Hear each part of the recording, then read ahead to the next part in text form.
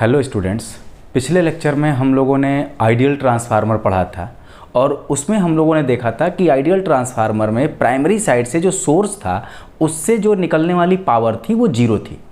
और उसकी कुछ कंडीशन और क्या थी कि वाइंडिंग का रेजिस्टेंस आपका क्या था, जीरो था। कोर में लॉसेज क्या था, जीरो था, मतलब उसका हिस्टेरेसिस और एडी करंट लॉस की वैल्यू जीरो थी। तो अब हम आइडियल ट्रांसफार्मर से प्रैक्टिकल ट्रांसफार्मर की तरफ बढ़ेंगे और आज के लेक्चर में हम लोग transformer at no load condition तक बात करेंगे। तो हम पिछले लेक्चर में जो बात किए थे उसको एक बार फिर से हम देखते हैं कि हमारे पास एक ट्रांसफार्मर था।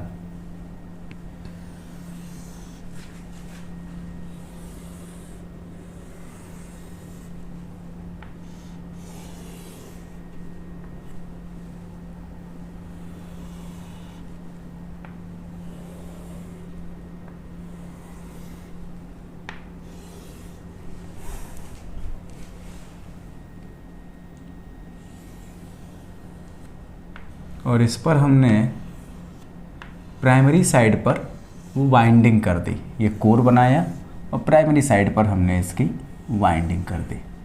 प्राइमरी साइड को सप्लाई हमने जो दिया उसको हमने बोला V1।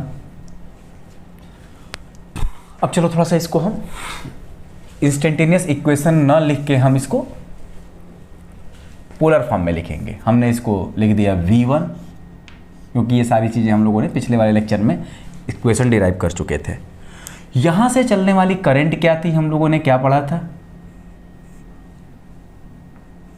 I5। ये करंट क्या थी, केवल और केवल इस कोर के अंदर फ्लक्स बनाने की जिम्मेदारी लेते थे। तो जैसे ही इस कॉइल में करंट आएगी तो इस कॉइल में क्या आएगा, इस कोर के अंदर एक फ्लक्स बनेगा और उस फ्लक्स को हम लोगों ने ऐसे देखा था।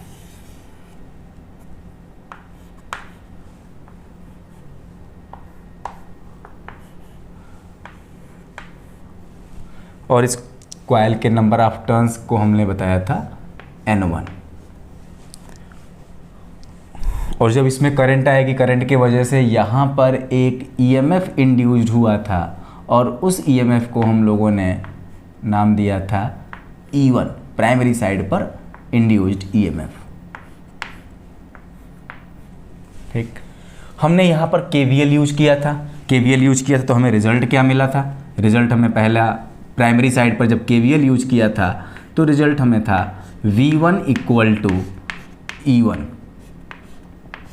और हमारा ये कोर आइडियल था तो उस केस में इसके अंदर कोई लॉस नहीं था। और इसका फेजर डायग्राम जो बना था उसको मैं एक बार फिर से ड्रॉ करता हूं कि हमारा जो फेजर डायग्राम था वो ये था।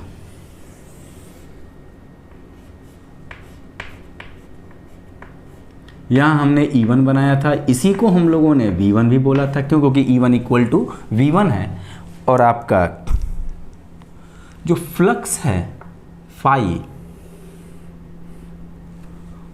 और इस फ्लक्स को बनाने वाली करंट I5 दोनों क्या थे, सेम फेज में थे। फाई और I5 दोनों के दोनों सेम फेज में थे।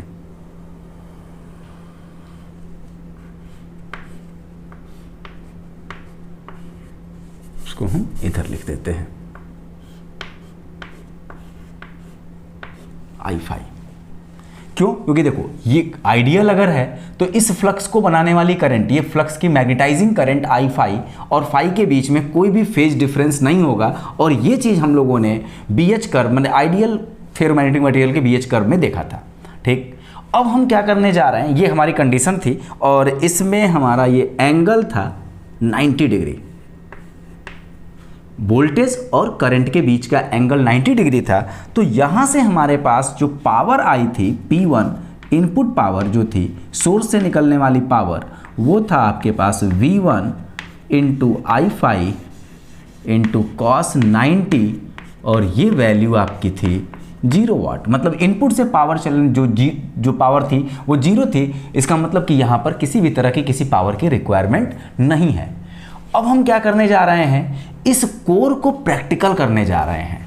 जैसे ही हम इस कोर को प्रैक्टिकल करेंगे वैसे ही इस कोर पर क्या आ जाएंगे, दो लॉसेज आ जाएंगे। और वो दो लॉसेज कौन कौन से हैं, पीएच हिस्टेरिसिस लॉस अब जीरो नहीं होगा जब ये प्रैक्टिकल बन जाएगा, और पीई भी जीरो नहीं होगा जब ये प्रैक्टिकल बन जाएगा।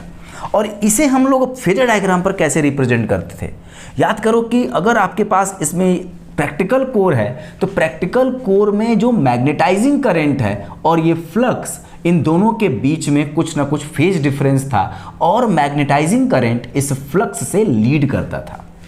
तो थोड़ा सा इस बात को यहाँ से पावर से समझिए कि न तो कोर को पावर चाहिए न ही वाइंडिंग को पावर चाहिए, ये दोनों आइडियल हैं। तो सप्लाई से भी कोई पावर हमें निकलने की कोई ज़रूरत नहीं है, क्योंकि सप्लाई से पावर की आपने डिमांड की ही नहीं, न तो इसे पावर चाहिए न तो वाइंडिंग को पावर चाहिए, तो सप्लाई से भी कोई पावर नहीं निकलेगी। अब हमारा कोर हो गया प्रैक्टिकल, तो कोर को चाहिए पावर, क्योंकि कोर के अंदर पावर का लॉस होगा। तो इस कोर के पावर लॉस की भरपाई कौन करेगा, ये सप्लाई ही करेगा। तो सप्लाई इसकी भरपाई कैसे कर सकता है, देखो ये पावर का फॉर्मूला है सप्लाई से, तो V1 को या तो आप इंक्रीज कर दो तब हो सकता है, या आप I5 को इंक्रीज करो तब हो सकता है, या फिर आप इसके बीच का एंगल जो है उसको 90 डिग्री से चेंज कर दो कुछ, तब होगा। तो यहां से हमारे पास क्या होगा कि जैसे ही कोर को रिक्वायरमेंट हुई पावर की, तो सप्लाई वोल्टेज यहां से एक करंट और प्रोड्यूस करेगा जो कोर के लॉस के लिए रिस्पॉन्सिबल है, और उस करंट को हम नाम देते हैं IC। और ये IC और I5 मिलके क्या बनते हैं, इसको अब हम नाम देते हैं IM। ये हमारी कंप्लीट मैग्नेटाइजिंग करंट है, जिसमें से I5 का काम है फ्लक्स बनाना, IC का काम है इस कोर के अंदर जो लॉस है उस लॉस की भरपाई करना। ठीक, अब हमें प्रैक्टिकल कोर बनाना हो या आइडियल कोर बनाना हो तो कॉपी पे तो हम ऐसा ही बनाएंगे और इसको बोलेंगे ही कि हमारा कब जब इसे हम आइडियल मानना होगा तो ये बोलेंगे ये आइडियल है, और जब प्रैक्टिकल मानना हो तो हम इसे बोलेंगे कि ये प्रैक्टिकल है, क्योंकि आइडियल कोर और प्रैक्टिकल कोर का कोई ग्राफिकल रिप्रेजेंटेशन अलग अलग नहीं है। तो अब हमारा ये कोर क्या हो गया, प्रैक्टिकल। इसका मतलब इसके अंदर लॉस होगा, और लॉस होगा तो इस लॉस की भरपाई कौन करेगा, IC। मतलब इस लॉस को रिक्वायरमेंट को पूरा करने वाली करंट कौन सी है, IC। और ये दोनों मिलके क्या हो गए, IM। और अब यहां से इसकी पावर जीरो नहीं होगी, क्योंकि जितना कोर को लॉस चाहिए, जितना कोर को लॉस में पावर चाहिए, वो पावर हमें कौन देगा, सोर्स देगा। तो उस केस में हमारे पास देखो ये जो करंट है IM, इसका मतलब अब इस कॉइल के ऊपर जो करंट चल रही है वो करंट अब I5 नहीं है, वो करंट आपकी IM है। और ये IM करंट I5 और IC का एक तरीके से फेजर सम है। तो हमारे पास एक करंट और आएगी जो यहाँ IC है, उस IC को हम लोग इधर रिप्रेजेंट करेंगे, ये लॉस के लिए रिस्पॉन्सिबल है। और इन दोनों को अगर हम ऐड कर देते हैं तो हमारे पास जो करंट आएगी उस करंट का हमने नाम दिया है IM। तो वो ये करंट है IM। ठीक है, अब ये 90 डिग्री यहाँ से हट गया।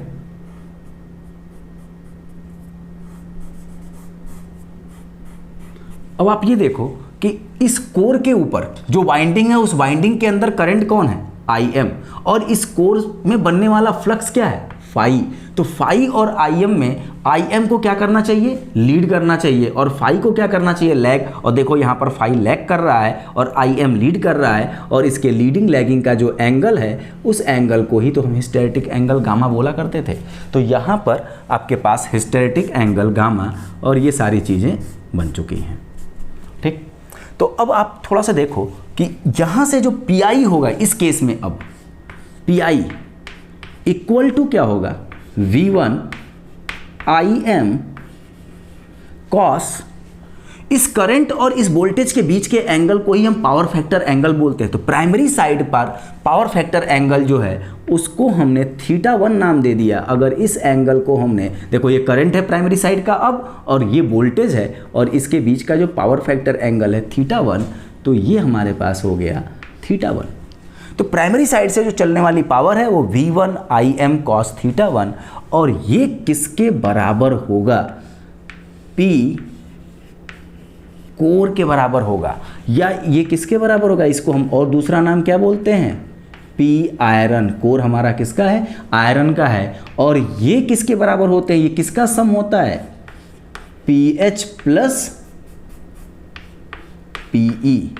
हिस्टेरेसिस लॉस और एडी करंट लॉस को ही हम ऐड करते हैं तो क्या मिलता है हमें, कोर लॉस या फिर आयरन लॉस मिलता है। तो जो प्राइमरी साइड से अब चलने वाली करंट है, वो जो पावर है, वो पावर कोर के लॉस के लिए ही रिस्पॉन्सिबल है, केवल और केवल वो कोर लॉस को ही रिप्रेजेंट करेगी और कुछ नहीं, क्योंकि हमारा कोर ही प्रैक्टिकल है, इसके अलावा और कुछ नहीं है।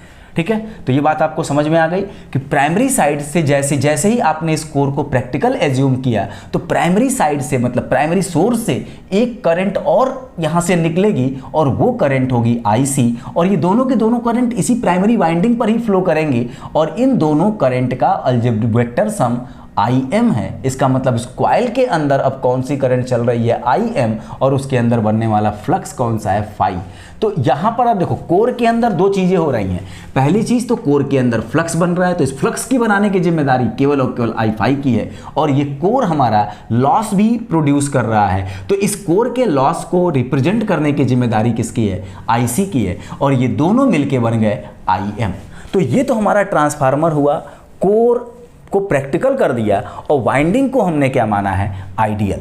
अब हम चाहते हैं कि हमारा कोर भी प्रैक्टिकल हो और वाइंडिंग भी प्रैक्टिकल हो।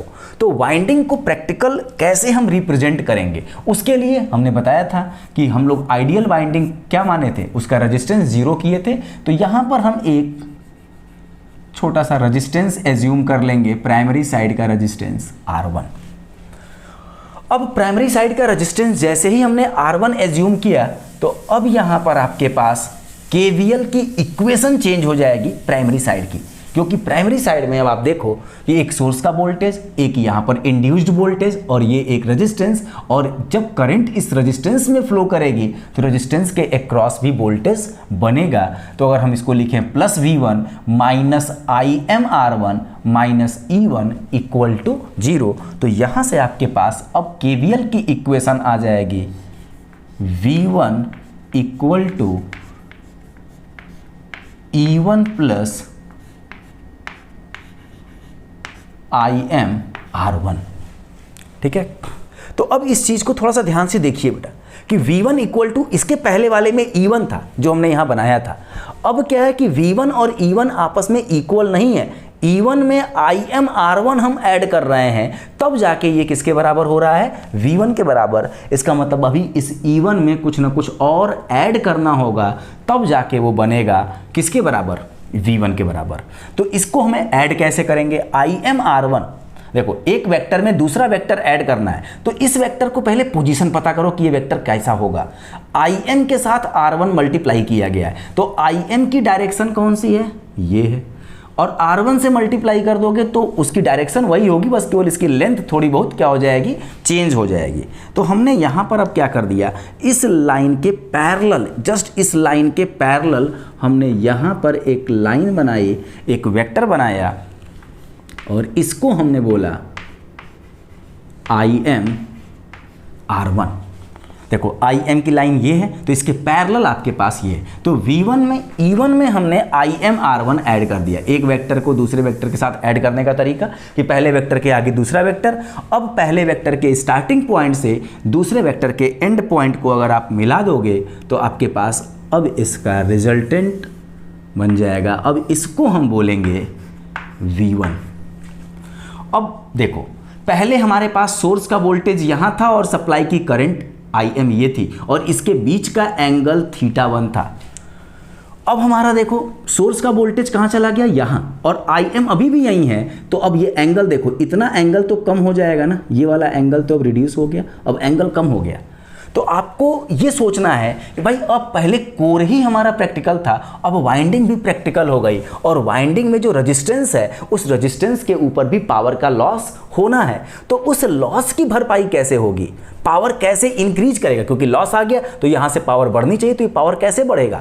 तो अब देखो यहाँ पर पहले हमारा θ1 ज़्यादा था, अब θ1 कम हो गया, और जैसे ही आप cos में θ1 को रिड्यूस करोगे तो cos θ1 की वैल्यू इंक्रीज करेगी। तो इससे हमारा P PI क्या होगा, इंक्रीज होगा।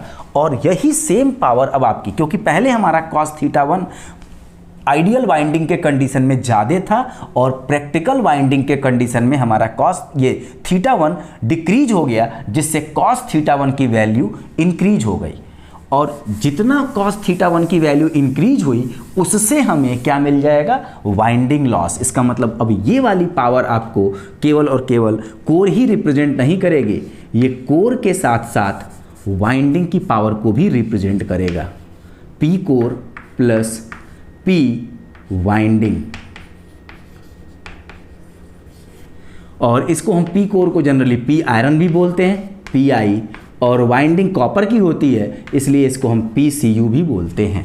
और PI आपका क्या था, PH plus PE, hysteresis loss plus eddy current loss. और PCU वाइंडिंग की पावर की लॉस जो होती है, भाई जाहिर सी बात है कि रेजिस्टेंस है, रेजिस्टेंस में पावर लॉस क्या होगा, और ये IM स्क्वायर R1। किसी रेजिस्टेंस में पावर का लॉस क्या होता है, I स्क्वायर R। तो इस रेजिस्टेंस में पावर की लॉस क्या होगी, इसकी करंट कितनी है, IM, तो IM स्क्वायर इंटू R। तो ये आपका क्या है, PI, और ये क्या है, PCU। और ये कहाँ पर हैं, इसी फॉर्मूले के अंदर हैं। जब इसको आप कैलकुलेट करोगे तो इसमें अब ये दोनों मिलेंगे। पहले हमारा θ1 ज़्यादा था तो cos θ1 की वैल्यू कम थी, अब θ1 कम हो गया तो cos θ1 की वैल्यू बढ़ गई, जिससे कि हमारा इनपुट पावर क्या हो गया, बढ़ गया। तो ये आपके पास अब क्या हमने एज्यूम कर लिया, सबसे पहले हमने क्या माना था कि हमारा कोर आइडियल था, वाइंडिंग आइडियल थी। इसके बाद हमने कोर को प्रैक्टिकल बोला, उसके बाद वाइंडिंग को भी आइडियल रखा, तो कंडीशन हमारे पास V1 यही था। अब हमने कोर को भी प्रैक्टिकल बोल दिया, वाइंडिंग को भी प्रैक्टिकल बोल दिया, तो हमारा प्राइमरी साइड का वोल्टेज अब इधर चला आया, जिसकी वजह से इसके जो मैग्नेटाइजिंग करंट है, ये मैग्नेटाइजिंग करंट और इसके वोल्टेज के बीच का एंगल डिक्रीज कर गया, जिससे हमारे पावर की वैल्यू क्या हो गई, इंक्रीज कर गई। ठीक, अब इसमें एक और इंटरेस्टिंग चीज़ इसमें ये होती है कि जैसे मान लो कि आपके पास कोई फ्रेम है जो चौकोर टाइप का होता है। ठीक, तो अब अगर ये फ्रेम आपका चौकोर है, मतलब एक रेक्टेंगुलर शेप में है, और उसके ऊपर जब आप वाइंडिंग कर दोगे, जैसे मान लो कि आपके पास ये है, ये हमने मान लो कि हमारा फ्रेम है ये, तो अब अगर आप खुद सोचो कि बेटा अगर हम इसके ऊपर वाइंडिंग करेंगे, तो आप एज्यूम करके देखना कि अगर इसके ऊपर हम तार लपेटेंगे तो जाहिर सी बात है कि इसके इस सरफेस और तार के बीच में थोड़ा सा एयर गैप बन जाएगा। उस एयर गैप की वजह से एक लॉस इसमें और होता है, जिसे हम बोलते हैं लीकेज फ्लक्स। और उसे कैसे हम रिप्रेजेंट करते हैं, देखो भाई, आप वाइंडिंग लपेटो इसके ऊपर, जैसे रैप करोगे इसके ऊपर वाइंडिंग, तो वाइंडिंग के इस सरफेस के और उस तार के बीच में कुछ एयर गैप होगा। उस एयर गैप से क्या होगा, आपका फ्लक्स लीक करेगा। और आप कहोगे सर ऐसा क्यों, तो आप खुद थोड़ा सा इस बात को देखो कि भाई एक मान लो कॉइल है, हम वाइंडिंग करके उसके ऊपर क्या बना रहे हैं, कॉइल, और यहाँ पर क्या हमने इसके बीच में इतना कोर कर दिया, इतना पोर्शन वाइंडिंग का एयर में चला गया, तो भाई जाहिर सी बात है कि वाइंडिंग के अंदर तो आपका फ्लक्स ऐसे बनता है, यहाँ पर भी तो फ्लक्स होगा, यहाँ भी तो फ्लक्स होगा। इसका मतलब ये वाला फ्लक्स कहाँ है, एयर में है, और ये सारे फ्लक्स कहाँ हैं, फेरोमैग्नेटिक मटेरियल कोर के अंदर है। तो जब भी हम लोग वाइंडिंग करते हैं किसी भी फ्रेम के ऊपर, तो वहां पर एक लीकेज फ्लक्स और क्रिएट होता है। उस लीकेज फ्लक्स को थोड़ा समझना जरूरी है, उसके वजह से ये फेजर डायग्राम हमारा चेंज होगा। हम इसको हटाते हैं, और लीकेज फ्लक्स की वजह से पावर में कोई चेंज नहीं होगा, लेकिन लीकेज फ्लक्स की वजह से फेजर डायग्राम आपका चेंज हो जाएगा। अब देखो लीकेज फ्लक्स है क्या, यहां पर हमने रिप्रेजेंट कर दिया वो लीकेज फ्लक्स। देखो बाहर हमने थोड़ा थोड़ा कोर से बाहर की तरफ वाइंडिंग बनाई है, और इसमें हमने यहाँ पर ये फ्लक्स बना दिया जो लीक कर रहा है। इसको हमने प्राइमरी साइड का फ्लक्स है फाई एल लीकेज, और 1 कर दिया, मतलब प्राइमरी साइड का लीकेज फ्लक्स। वैसे ही यहाँ पर भी एक लीकेज फ्लक्स होगा, फाई L1। अच्छा, इस इक्वेशन में, केवीएल की इक्वेशन में देखो, जब आपने सप्लाई वोल्टेज अप्लाई किया इसमें करंट आई, करंट के वजह से एक फ्लक्स जनरेट हुआ और उस फ्लक्स ने इस प्राइमरी साइड पर एक वोल्टेज बनाया E1 और ये E1 इस फाई से 90 डिग्री लीड कर रहा था। इस बात को ध्यान समझिएगा कि ये जो E1 है ये इस फाई से क्या कर रहा था, 90 डिग्री लीड कर रहा था। तो एक लीकेज फ्लक्स तो और बनाना, तो लीकेज फ्लक्स के वजह से भी तो वोल्टेज बनेगा। जैसे इस फ्लक्स की वजह से एक वोल्टेज E1 बना, वैसे ही लीकेज फ्लक्स के वजह से भी क्या बनेगा, एक वोल्टेज इस कॉइल के अंदर इंड्यूस्ड होगा।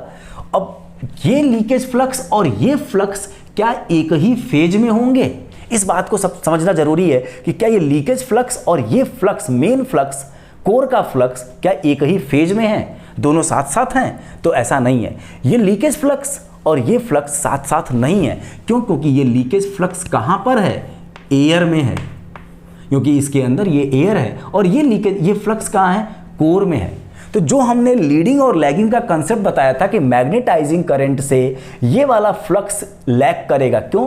क्योंकि हम लोगों ने जब बात की तो फेरोमैग्नेटिक मटेरियल में बात की थी। इस फेरोमैग्नेटिक मटेरियल में हमने कॉइल किया था और इसमें करंट आई और इसके अंदर जो फ्लक्स बना था फाई, तो आई और फाई में आई लीड कर रहा था और फाई लैग कर रहा था। ये फ्लक्स इस फेरोमैग्नेटिक मटेरियल के अंदर था, लेकिन जो बाहर ये फ्लक्स बन रहे हैं ये फ्लक्स तो करंट के फेज में होंगे। इसका मतलब हमारा ये जो लीकेज फ्लक्स है, ये लीकेज फ्लक्स इस मैग्नेटाइजिंग करंट के फेज में होगा और ये फ्लक्स मैग्नेटाइजिंग करंट से लैग करेगा। तो हम लोगों को अब इस लीकेज फ्लक्स को कहाँ रिप्रेजेंट करना होगा, इसी फेजर डायग्राम में करंट वाली लाइन पर ही हमने इसको रिप्रेजेंट कर दिया, फाई L1। ये हमारा लीकेज फ्लक्स है। अच्छा, इस फ्लक्स के वजह से एक वोल्टेज बना E1 जो 90 डिग्री क्या कर रहा था, लीड कर रहा था। हम थोड़ा इस डायग्राम को फिर से बनाते हैं।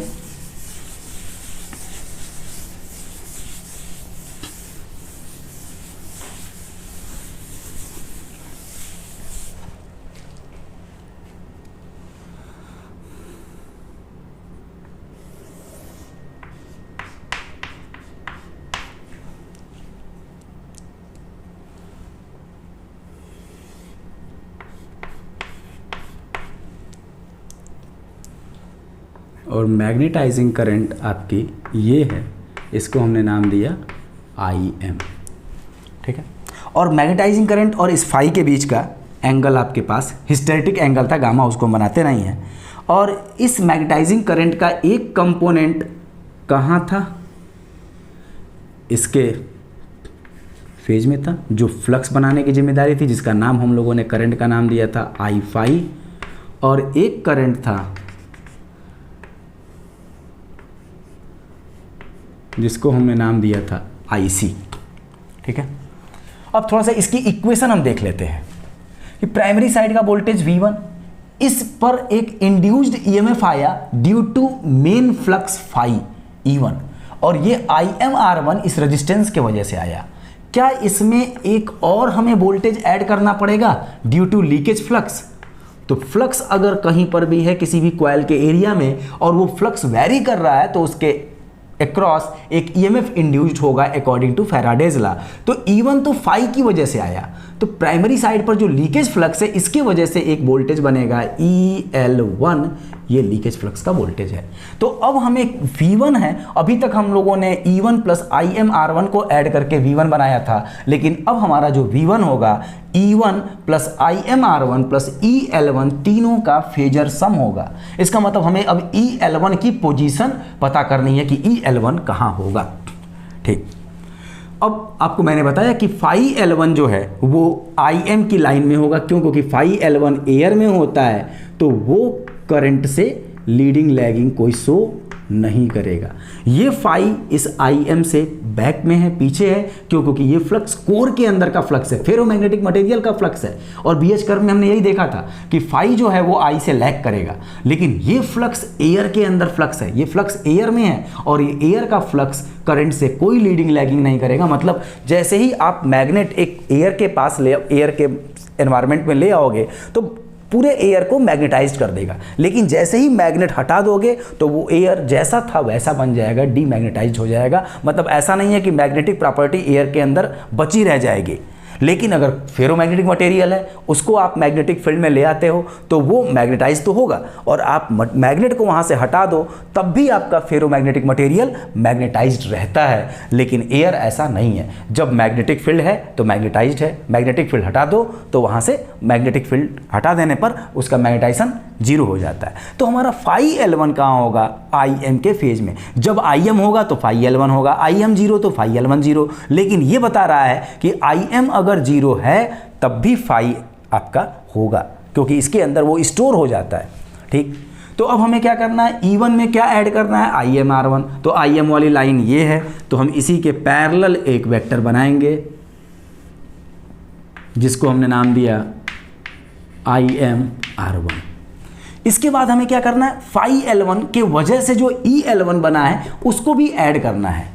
तो अब आप बताओ कि भैया वोल्टेज जो है EMF है वो फ्लक्स से, ये E1 इस फ्लक्स से 90 डिग्री लीड कर रहा है, तो इसके वजह से जो वोल्टेज बना EL1 वो भी तो फाई L1 से 90 डिग्री लीड करेगा, और फाई L1 Im की लाइन में है तो इसका मतलब जो EL1 है वो Im से 90 डिग्री लीड करेगा। और Im वाली लाइन यहाँ पर बनाई है IMR1 वाली, इसका मतलब कि जो EL1 है वो इस IMR1 से भी 90 डिग्री लीड करेगा। तो इस वेक्टर से हमें 90 डिग्री लीड करता हुआ एक वेक्टर बना देना है और जिसे हम बोलेंगे EL1। अब हमें क्या करना होगा, इस स्टार्टिंग पॉइंट से इसको मिला देंगे तो हमें क्या मिल जाएगा, V1 मिल जाएगा। और ये हमारा प्राइमरी साइड का अब पावर फैक्टर एंगल होगा, इस प्राइम वोल्टेज और इस करंट के बीच का एंगल θ1 हमारे प्राइमरी साइड का एंगल होगा। ठीक, अब थोड़ा सा EL1 को रिप्रेजेंट करते हैं। EL1 को कैसे रिप्रेजेंट करते हैं, EL1 जो है इसको हम बोलते हैं लीकेज रिएक्टेंस ड्रॉप। ये वर्ड रिएक्टेंस क्यों हमने यूज किया, आप प्योरली इंडक्टिव सर्किट में याद करिए। प्योरली इंडक्टिव सर्किट में अगर एक इंडक्टर को हमने करंट I फ्लो कराया था तो उससे बनने वाला उसका वोल्टेज VL उस करंट से 90 डिग्री लीड कर रहा था। तो आप देखो, और जब हम लोग किसी भी कॉइल के अंदर फ्लक्स होता है तो उस फ्लक्स से भी उसका वोल्टेज 90 डिग्री लीड करता है। ये हम लोग आइडियल ट्रांसफार्मर में इसके पिछले वाले लेक्चर में प्रूव भी किए थे। तो फाई से भी आपके पास E 90 डिग्री लीड करेगा, और अगर आपके पास उस इंडक्टर की करंट है I5 तो I5 से भी ये 90 डिग्री लीड करता है। तो अब चूंकि हमें एक यहाँ पर जो है ये प्योरली KVL रिप्रेजेंटेशन है, और KVL में हमारे पास सर्किट के एलिमेंट्स को यूज करके हम इक्वेशंस लिखते हैं, और फ्लक्स हमारा सर्किट एलिमेंट नहीं है, फ्लक्स हमारा मैग्नेटिक सर्किट एलिमेंट है। इलेक्ट्रिकल सर्किट एलिमेंट में इस फ्लक्स को क्या हम करंट के साथ मान सकते हैं कि जैसा फ्लक्स का काम है वो करंट से रिप्रेजेंट कर सकते हैं, तो उसी को हम रिप्रेजेंट कर रहे हैं। और आप याद करो कि इंडक्टर को कैसे लिखते थे, JXL। तो लीकेज फ्लक्स के को रिप्रेजेंट करने के लिए हमने एक इंडक्टेंस यूज कर लिया, और उसे हम लोग EL1 को ऐसे बोलते हैं, EL1 equal to JIMX1। X मतलब रिएक्टेंस और प्राइमरी साइड का लीकेज रिएक्टेंस है। और आप बताओ कि फाई से आपका EL1 90 डिग्री आगे, फाई और IM एक ही लाइन में, तो आपका EL1 भी फाई से IM से 90 डिग्री लीड कर जाएगा, और साथ में हमने J यहाँ पर यूज किया हुआ है। तो EL1 को हम लोग ये रिप्रेजेंट करेंगे। अब तुम कहोगे कि सर ये कैसे, कहाँ इसमें इसका कहाँ इंडक्टेंस है, ऐसा कुछ नहीं है, ये एक इमेजिनेशन है। एक्चुअल में ये फ्लक्स है और इस फ्लक्स की वजह से ये EL1 बना है, लेकिन इसे हम लोगों को एक सर्किट एलिमेंट्स के तौर पे अगर रिप्रेजेंट करना हो, केवल और केवल ये एक रिप्रेजेंटेशन है, इमेजिनरी रिप्रेजेंटेशन है, इसका कोई भी फिजिकल सिग्निफिकेंस नहीं है। तो फाई जो आपका EL1 है JIMX1, और इस X1 को हम लोग बोलते हैं प्राइमरी लीकेज रिएक्टेंस, इसे हम बोलते हैं प्राइमरी लीकेज रिएक्टेंस। और EL1 क्या है, लीकेज रिएक्टेंस ड्रॉप, कहाँ पर, प्राइमरी साइड में है ये। ठीक, तो इस EL1 को अब हम लोग क्या लिखेंगे, JIMX1। और ये हमारा ट्रांसफार्मर प्राइमरी साइड पर एक वाइंडिंग के साथ रिप्रेजेंट कर लिया गया। अब हम अगर आपसे क्वेश्चन पूछता है कि explain the transformer at no load condition, जो हमारा आज की क्लास का ऑब्जेक्टिव था, तो अब हम लोगों को ये, जिसके पहले हम लोगों ने पहले कोर को प्रैक्टिकल किया, फिर वाइंडिंग को प्रैक्टिकल किया, तो मैंने आपको समझाने के लिए किया। हमारा क्वेश्चन यहाँ से शुरू होगा कि जब आपसे कहा जाए कि आप एक्सप्लेन करो एक ट्रांसफार्मर को नो लोड कंडीशन पर, तो आप अब यहाँ पर सेकेंडरी साइड पर भी क्या कर दो, एक वाइंडिंग एज्यूम कर लो। बस इस वाइंडिंग को आप लोड से कनेक्ट मत करना, क्योंकि नो लोड कंडीशन की बात की जा रही है, तो ये आपका लोड से कनेक्ट नहीं होना चाहिए। मतलब प्राइमरी साइड सप्लाई से कनेक्टेड है, सेकेंडरी साइड पर वाइंडिंग की गई है, लेकिन इस पर कोई स्विच को ऑन नहीं किया गया है, तो लोड कनेक्शन नहीं है। प्राइम सेकेंडरी साइड के नंबर ऑफ टर्न्स भी हमको पता है कि इसके नंबर ऑफ टर्न्स N2 हैं। आप ये बताओ कि अगर इसमें क्लोज कर दिया जाएगा तो इसमें करंट आने लगेगी, क्लोज नहीं किया गया है तो करंट नहीं आ रही है, लेकिन क्या फ्लक्स तो इस कॉइल के एरिया में चेंज हो रहा है, और जब फ्लक्स इस कॉइल के एरिया में चेंज हो रहा है तो यहाँ पर सेकेंडरी साइड पर आपका EMF तो बनेगा ही, इस EMF को हम बोलेंगे E2।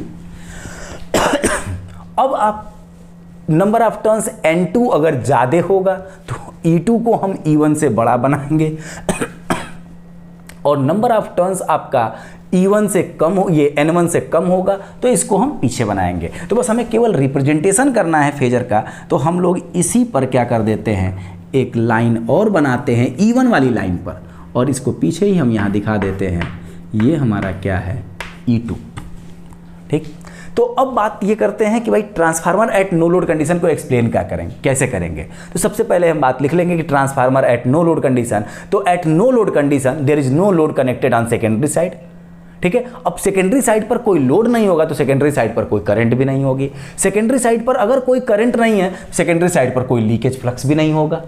केवल और केवल सेकेंडरी साइड पर एक EMF इंड्यूस्ड होगा, और वो EMF, क्योंकि ये EMF भी तो इसी फ्लक्स के वजह से बना, और ये E1 भी तो इसी फ्लक्स के वजह से ही बन रहा था। इसका मतलब E1 और E2 दोनों सेम फेज में होंगे, बस मैग्नीट्यूड में वो नंबर ऑफ टर्न्स के अकॉर्डिंग छोटे या बड़े हो सकते हैं। तो ये आपका पूरा का पूरा फेजर डायग्राम हो गया एट नो लोड कंडीशन पर। और नो लोड कंडीशन में हम लोग ये एज्यूम कर लेंगे कि लीकेज फ्लक्स अगर है तो लीकेज फ्लक्स की वजह से एक लीकेज रिएक्टेंस ड्रॉप होगा, और उसको हम लोग एक इमेजिनेशन से ये लिख लिए कि JIMX1, और इसका नाम है प्राइमरी लीकेज रिएक्टेंस।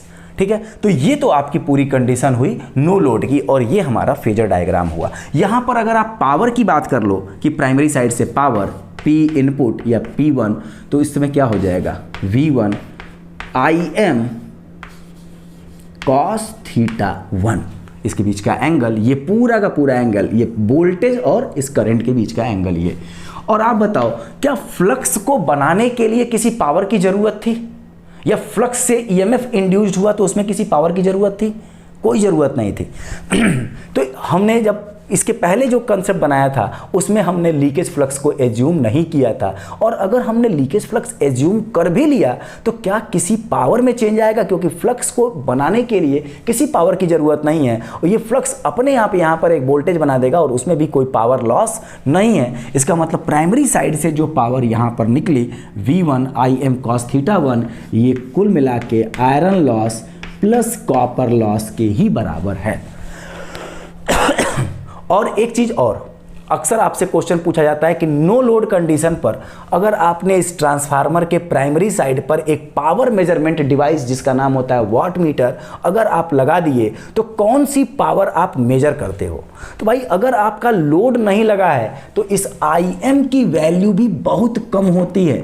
अगर आपका लोड लगा है तो अगर ये 100 एम्पियर आ रही है और लोड नहीं लगा है तो हो सकता है इसकी वैल्यू 1 या 2 एम्पियर आएगी। तो 100 एम्पियर के कंपैरिजन में 1 या 2 एम्पियर की वैल्यू बहुत ही कम है। तो प्राइमरी साइड पर, अगर सेकेंडरी साइड पर लोड नहीं लगाया है आपने, तो प्राइमरी साइड से जो करंट आ रही है वो करंट केवल और केवल इस कोर के अंदर लॉस को ही रिप्रेजेंट कर रही है, क्योंकि वाइंडिंग में रेजिस्टेंस तो है लेकिन इसके वजह से कोई इतनी ज़्यादा पावर लॉस नहीं हो रही है। पीसीयू की वैल्यू बहुत ही कम होती है नो लोड के कंडीशन में।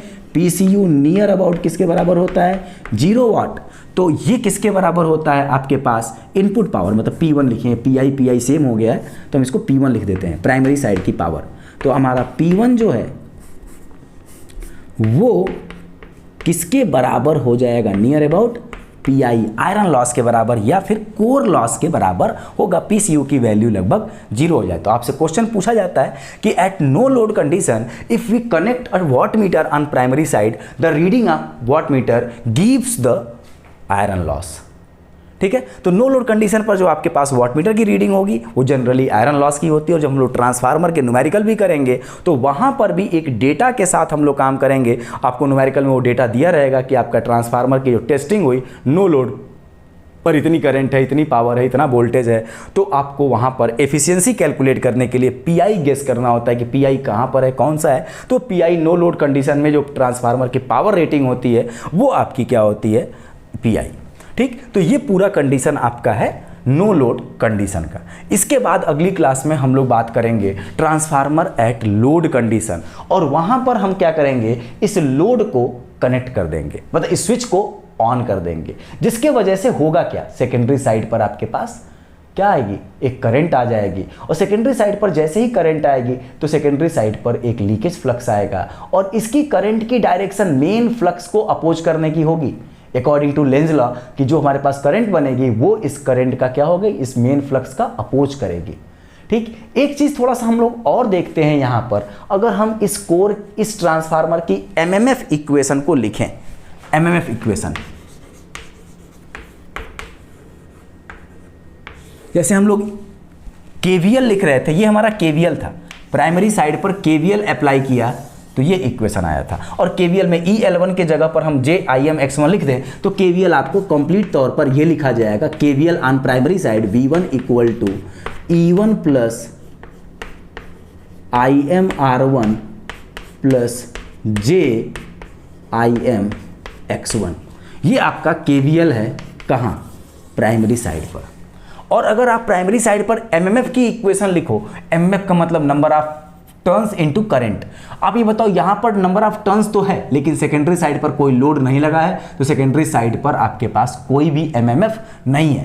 प्राइमरी साइड पर नंबर ऑफ टर्न्स है और इसकी करंट है IM, तो आपके पास एमएमएफ किसके बराबर होता है? Number of turns N1, current क्या है? IM, और ये किसके बराबर होगा? इस कोर के अंदर चलने वाला फ्लक्स और इस कोर का रिलक्टेंस, जैसे V इक्वल टू IR था वैसे ही MMF equal to phi into S। तो आपका फ्लक्स क्या है? फाई, और रिलक्टेंस क्या है? S। तो ये आपके पास MMF की इक्वेशन होती है नो लोड कंडीशन पर। ठीक, एक चीज़ आपसे और पूछा जाता है कि हम लोगों को what we apply the remedies to reduce the leakage flux. हम लोग लीकेज फ्लक्स को रिड्यूस करने के लिए क्या क्या तरीके अपनाते हैं?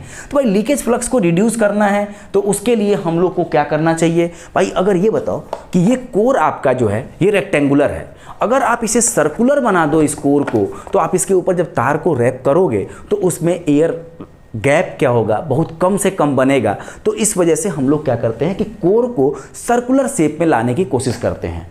प्लस हम लोग इसका आयरन लॉस में एक लॉस होता है, आयरन लॉस जो कि 2 लॉस से मिलके बना है, hysteresis loss plus eddy current loss. तो हिस्टेरेसिस लॉस और एडी करंट लॉस को भी हम रिड्यूस करना चाहते हैं, तो हम लोग ट्रांसफार्मर का कोर सर्कुलर शेप में लाते हैं और प्लस स्ट्रिप्स के फॉर्म में, मतलब कोर हम एकदम छोटे छोटे पतले पतले स्ट्रिप्स के फॉर्म में, इसके ऊपर एक स्ट्रिप ऐसे रख देंगे, इस पे एक ऐसे स्ट्रिप रख लेंगे, और स्ट्रिप के फॉर्म में रख देने से एडी करंट लॉस क्या हो जाता है? कम हो जाता है। क्यों? क्योंकि हमने उसका रास्ता कट कर दिया। जो एडी करंट थी, सर्कुलेटिंग करंट थी, उनको चलने का रास्ता ही हमने कम कर दिया। तो ये हम लोग ऐसे कोर बना लेते हैं। अब इसके ऊपर वाइंडिंग करोगे तो जाहिर सी बात है, देखो आपके पास जो वाइंडिंग में गैप बनेगा वो ये बनेगा, हल्का सा गैप बनेगा। ये गैप बनेगा अभी भी, ऐसा नहीं है कि लीकेज फ्लक्स नहीं होगा, लेकिन कम होगा। ये हल्का हल्का जो गैप बना है, इसी गैप से लीकेज फ्लक्स रिड्यूस होगा, मतलब वहाँ से लीकेज फ्लक्स निकलेगा, लेकिन वो उसकी वैल्यू बहुत ही कम होती है। तो आपसे एक क्वेश्चन और पूछा जाता है कि हम लीकेज फ्लक्स को रिड्यूस करने के लिए क्या करते हैं। तो to reduce the leakage flux we want to make the core in the shape of circular nature. ठीक है, तो ये सारी चीज़ें हम लोग 2 नंबर के क्वेश्चंस में अक्सर पूछा जाता है ये। और एक क्वेश्चन बहुत इंपॉर्टेंट है, ये पूछा जाता है कि भाई आप प्राइमरी साइड पर अगर वाटमीटर अप्लाई कर दोगे नो लोड कंडीशन पे, तो उस केस में आपको कौन सी लॉस मिलेगी। तो नो लोड के केस में अगर आप वाटमीटर अप्लाई कर देते हो तो आपको केवल और केवल आयरन लॉस मिलता है। ठीक है, तो अब अगले क्लास में हम लोग इस ट्रांसफार्मर पर इस कोर को, ये लोड को अप्लाई कर लेंगे, लोड कनेक्ट कर देंगे और इसके बाद इसकी एनालिसिस करेंगे। और इसके बाद फिर हम लोग इस कोर के प्राइमरी और सेकेंडरी साइड पर जो E1 और E2 EMF बना है, इस EMF की एक इक्वेशन डिराइव करेंगे और फिर हम लोग ट्रांसफार्मर के इक्विवेलेंट सर्किट डायग्राम पर उसकी एफिशिएंसी और फिर ट्रांसफार्मर हम लोग यहीं पर कंप्लीट करेंगे। Thank you.